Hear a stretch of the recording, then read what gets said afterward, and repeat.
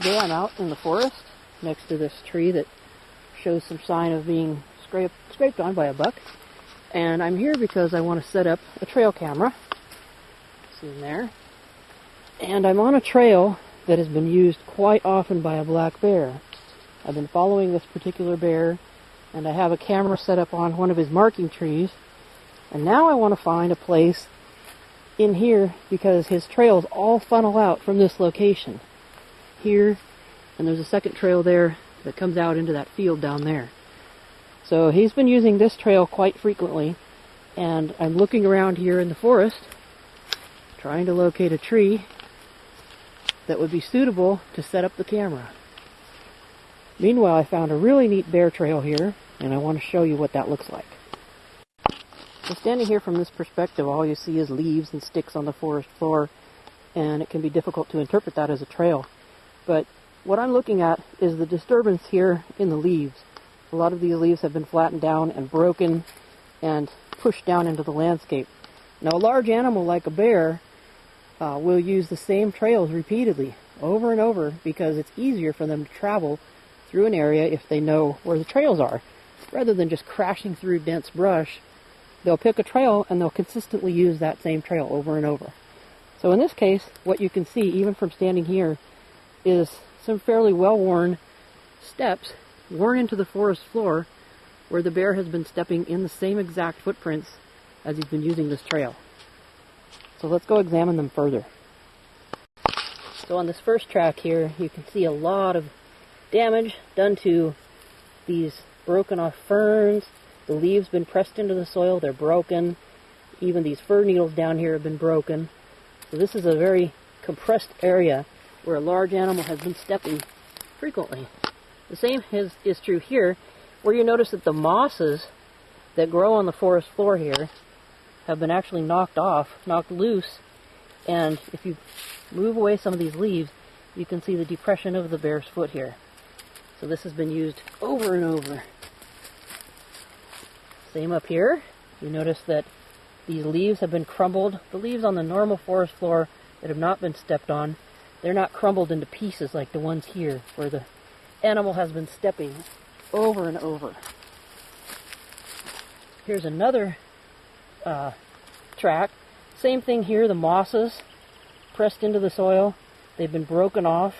They're normally attached to logs or rocks or other things here in the forest, but the mosses have been broken off, pressed into this track. The leaves in the base of it have been pressed down, and if you move these away, you can see the depression made by the foot. Same thing there. This is a more hollowed out, scooped out looking area. Ooh, look at this one. There's another one right there. Now that's really obvious, as well as the other ones going up this hill. But before I get too much farther, I want to look at this. Here's a bear scat. This one is made out of grass, what he's been eating recently, because it's very early in the spring right now. It's the first week of April, so there are not very many foods available to this bear. And this particular scat looks to be composed all of grass. And in the previous video, I showed where the bear had been feeding on grasses. So this particular trail is probably being used right now because he can get to the grasses down there in that meadow. So I'm still standing here right next to the scat. We've looked at this one. We've looked at that one. Here's another one here. Now just standing here from this distance, I can point them out. That one's pretty obvious even to the camera's eye right there. And on the other side of that bush over there, you can see another one right there at the tip of my finger. So let's go look at them a little bit closer. This one's very obvious. It even looks like he started to dig right there for some reason. Bears will dig. This is a forest composed of tan oaks and huckleberry. This is a tan oak tree right here.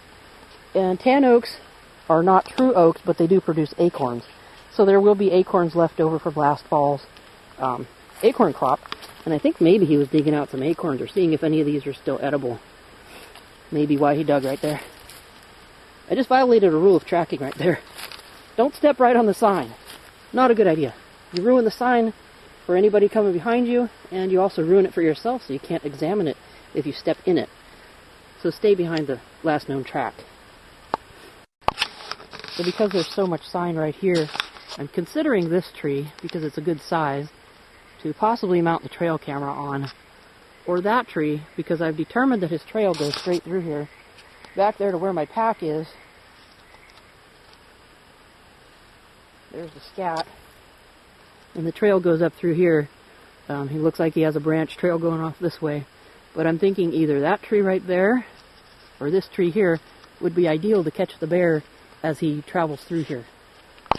So getting back to tracking the bear down here at the nitty-gritty level, looking at sign left behind, you can see these compressions in the leaves. And a lot of these compressions, if you move the leaves out, you'll actually see the shallow depression made by the bear's foot. This one right here, I haven't touched it yet, but it's very obvious there that that is a footstep that's been repeatedly used. Pounded into the soil quite nicely there. Now over here, what I find is flattening of the soil. Looks like a rock or piece of bark right there has been pushed into the soil, as have these leaves, pieces of acorns, and sticks have all been compacted by the weight of the bear stepping here.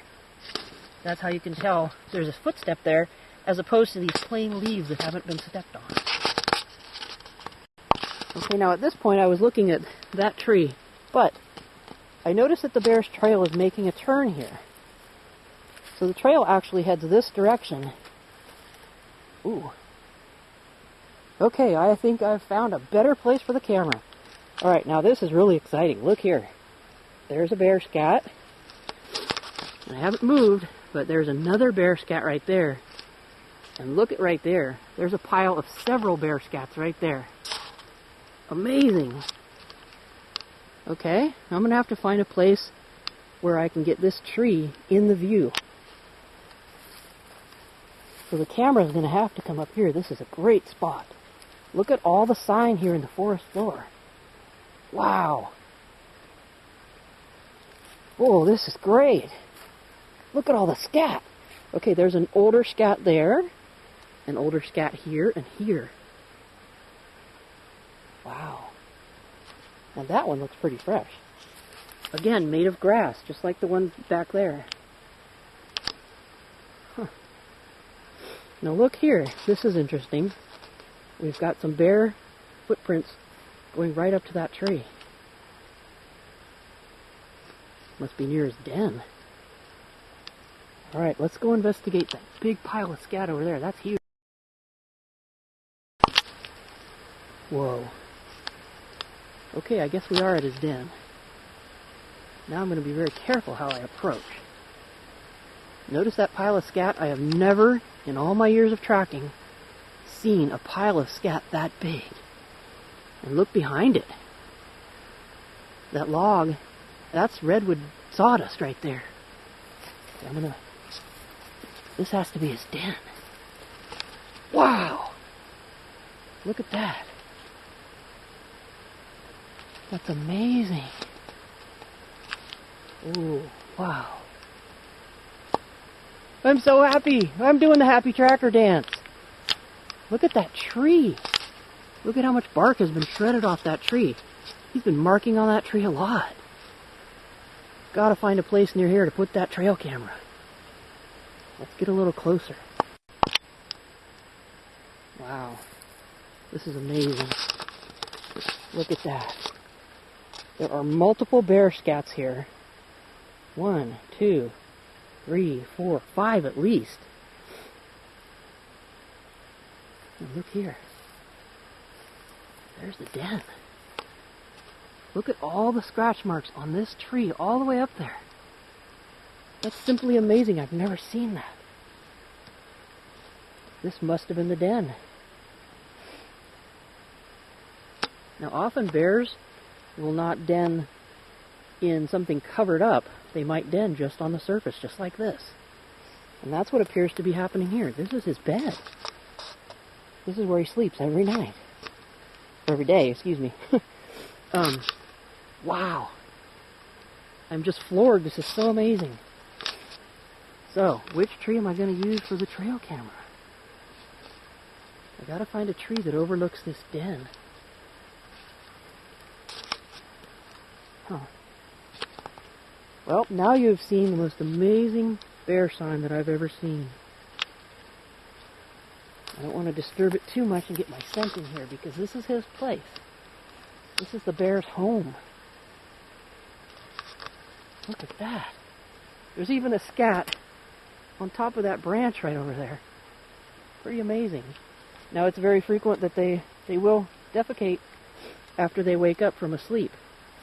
So after he slept here, gets up, does his business, and comes on down the hill to go get some food. There's another scat right there. An older one. Wow, this is amazing. Alright, well I'm going to have to set that camera up before he comes back. Cool.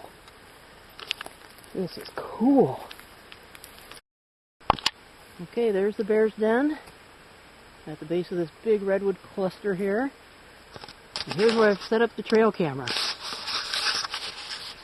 That's the view the trail camera will have. Let's see. That looks pretty good. Let's hope I get some good pictures of the bear and he doesn't rip the camera off the tree. He's done that before. They get curious because they can see the red glow of the light, the infrared lights there. Okay, it's ready to go. I'm going to get out of here now. Pretty cool find. Wow. Awesome what you can find in the woods.